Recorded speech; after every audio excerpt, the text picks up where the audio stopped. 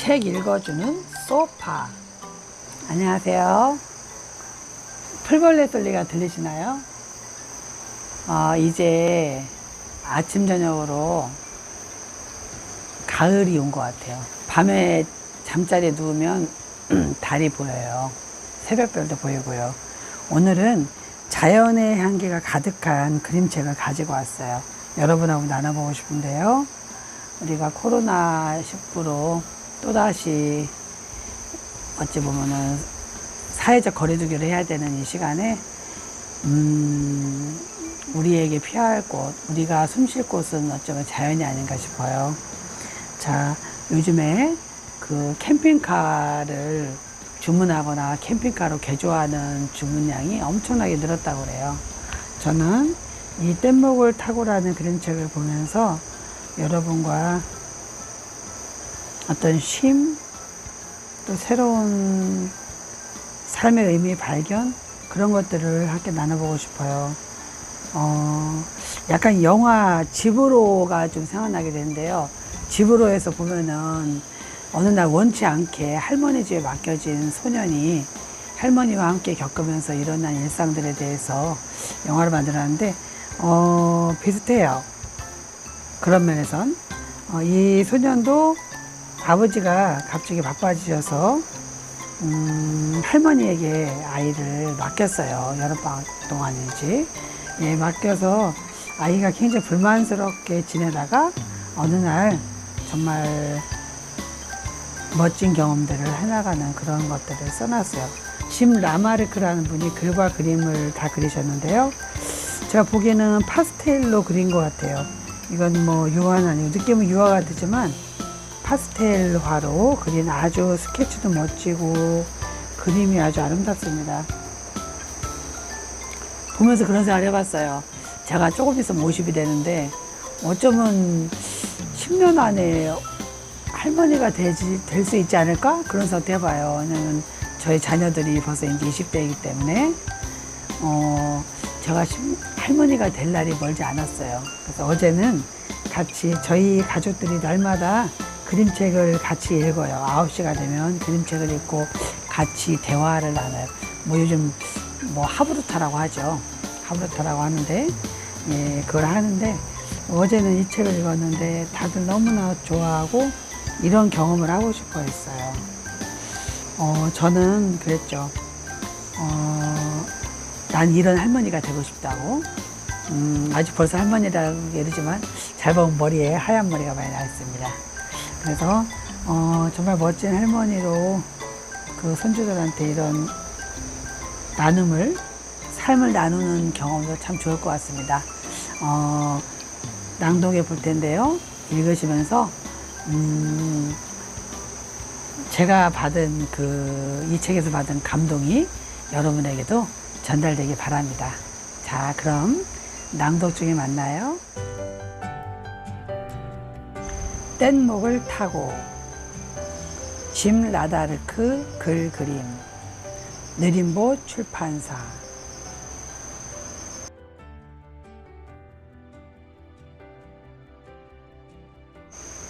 작가의 말.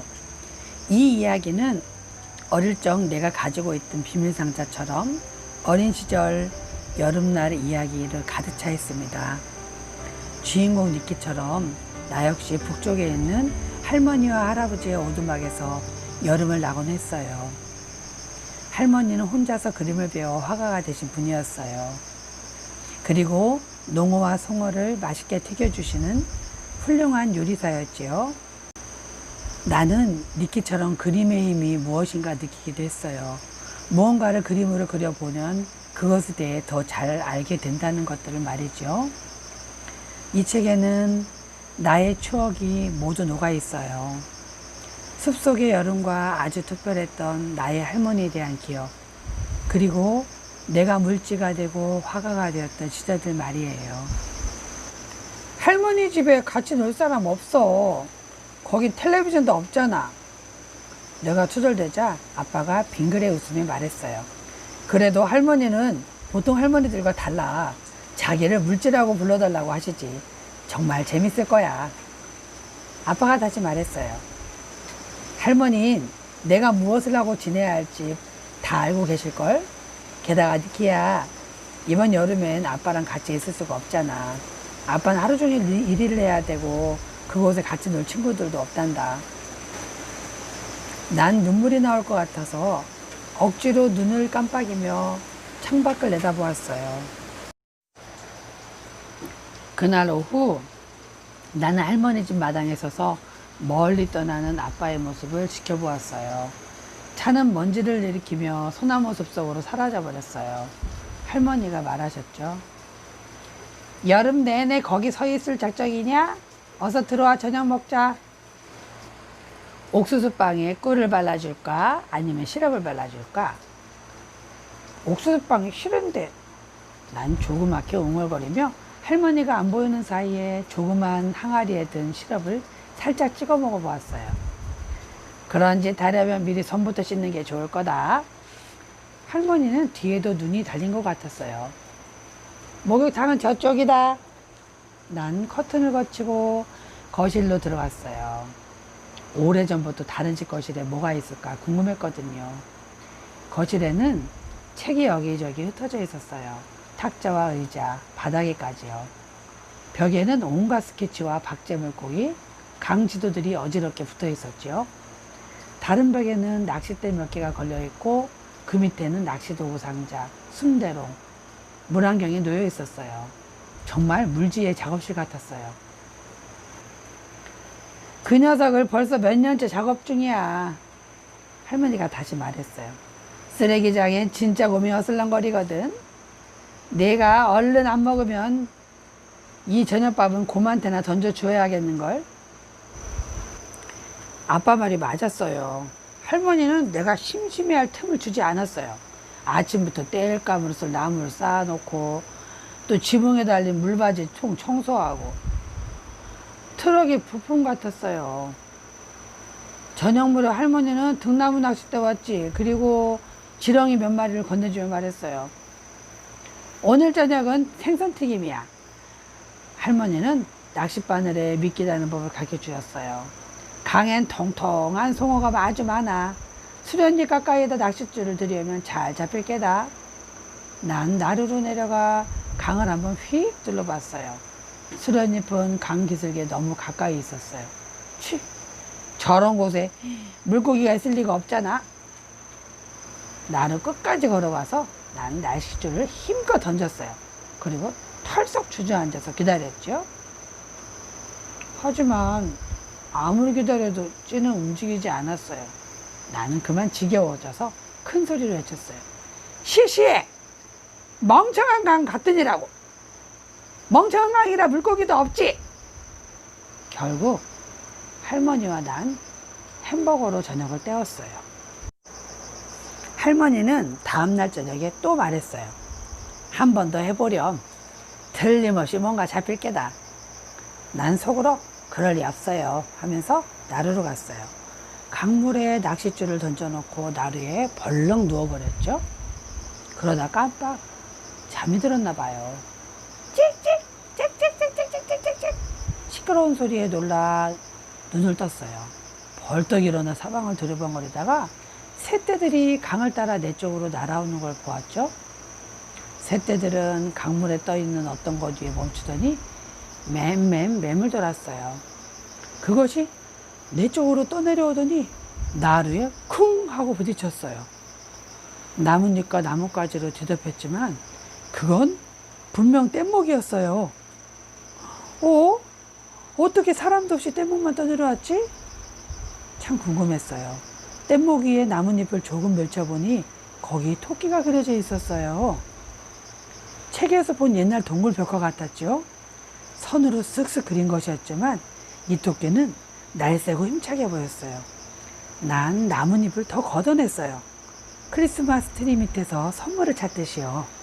뗏목 위에 그려진 곰, 여우, 너구리 모두가 토끼처럼 살아있는 것 같아 보였어요. 대체 누가 그린 걸까요? 그리고 이 뗏목은 어디서 떠내려온 걸까요? 난 할머니 집으로 달려갔어요. 할머니는 현관 앞에 앉아서 책을 읽고 있었어요. 할머니, 밧줄 있어요? 할머니가 대답했어요. 헛간에 있다. 필요하면 가져다 쓰렴. 할머니는 어디에 쓸 건지 묻지도 않으셨어요. 그래서 나도 아무 말도 하지 않았죠. 난 뗏목을 강기슭의 갈대숲 속으로 밀어넣고 떠내려가지 않도록 나루에 단단히 묶어 놓았어요.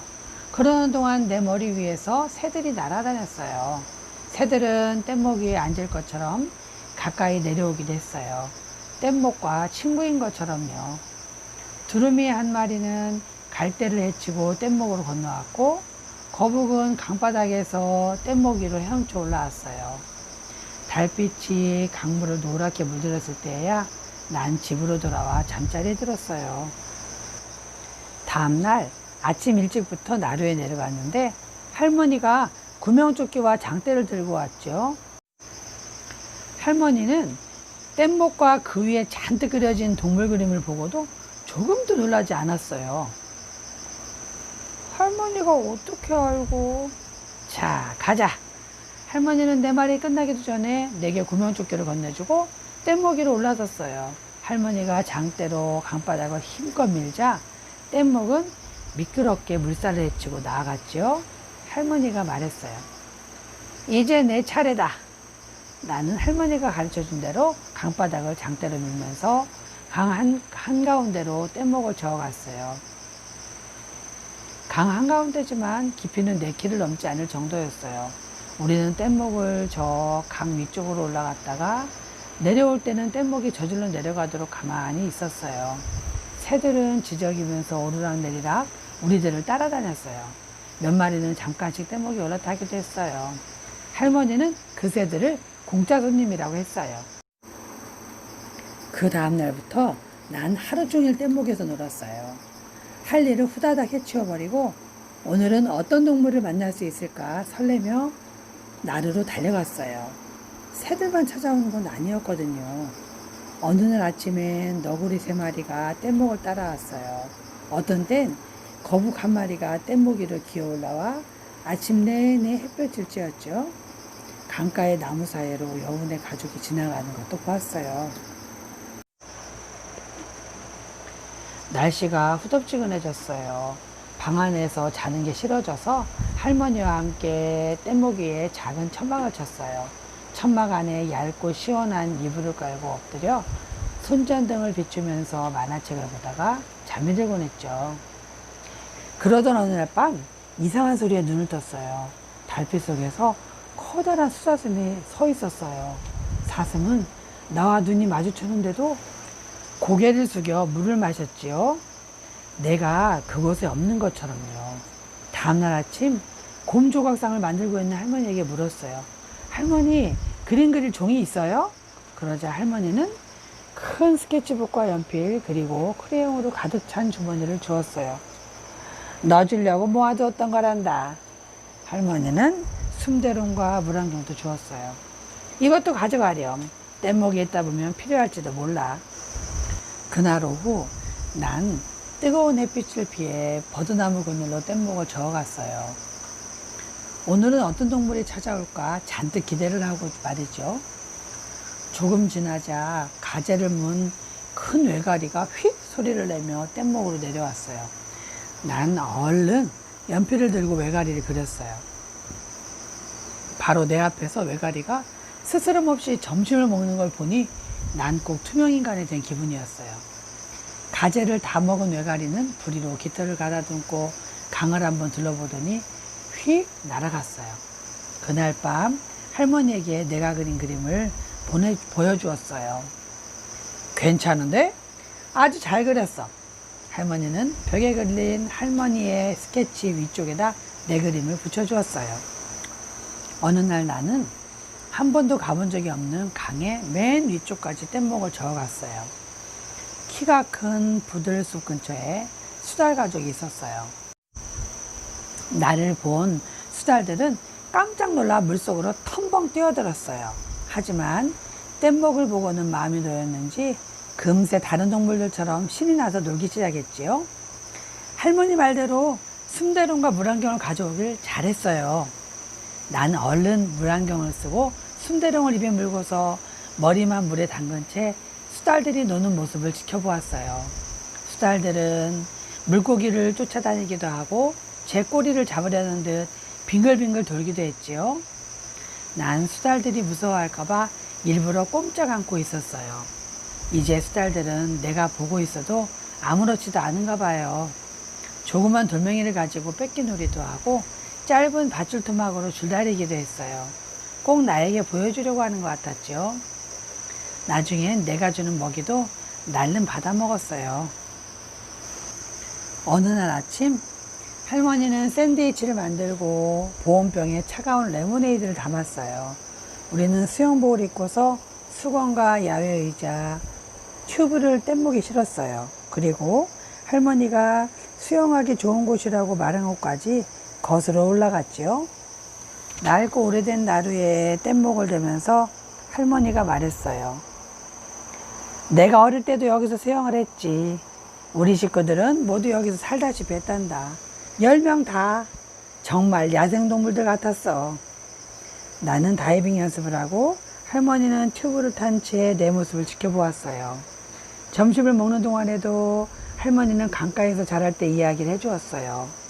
민물조개 속에서 작은 흑진주를 발견했다는 이야기가 가장 재미있었어요. 할머니가 말했어요. 난 아직도 그 흑진주를 가지고 있단다. 끝날 것 같지 않던 강가의 여름이 끝나가고 있었어요. 할머니 집을 떠나기 전날이었어요. 나는 다른 날보다 일찍 일어나 나루로 나갔죠. 날씨는 서늘했고 강에는 진주빛 안개가 낮게 깔려 있었어요. 나는 뗏목을 저 조용히 강 아래쪽으로 내려갔어요. 저 앞 안개 속에서 사슴 2마리가 강을 건너는 것이 보였어요. 어미 사슴과 아기 사슴이었어요. 강가에 닿은 어미 사슴은 가파른 기슭을 훌쩍 뛰어오르더니 돌아서서 아기 사슴을 기다렸어요. 그런데 아기 사슴은 진흙수렁에 빠져 어쩔 줄 몰라 했어요. 어미 사슴이 아기 사슴을 도와주려고 다시 물속으로 뛰어들었지요. 아기 사슴은 발버둥 칠수록 점점 더 깊은 수렁 속으로 빠져들고 있었어요.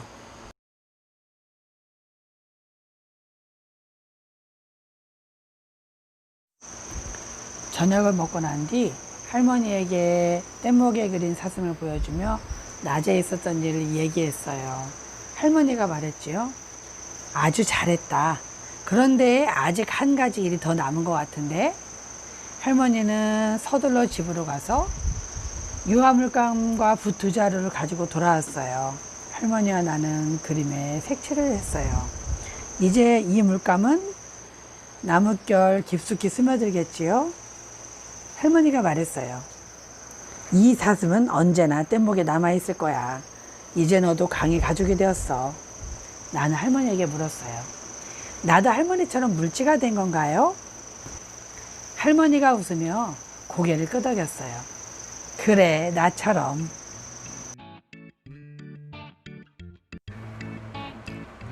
이 영상이 도움이 되셨다면 구독과 알림 설정 그리고 좋아요로 함께 해주시면 정말 감사하겠습니다. 다음 편에 또 봬요.